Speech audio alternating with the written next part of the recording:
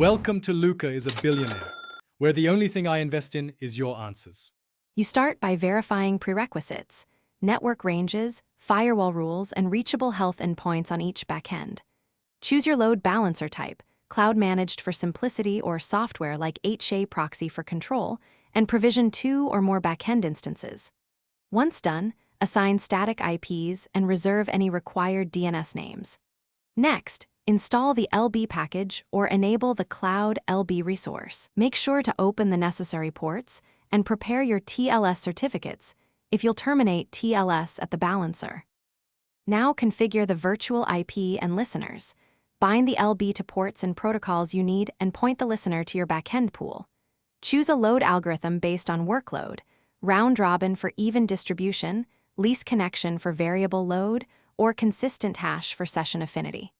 Configure health checks with sensible intervals and thresholds so bad nodes are removed quickly. Finally, add persistence if required and test with a small traffic burst to validate balancing behavior and stickiness.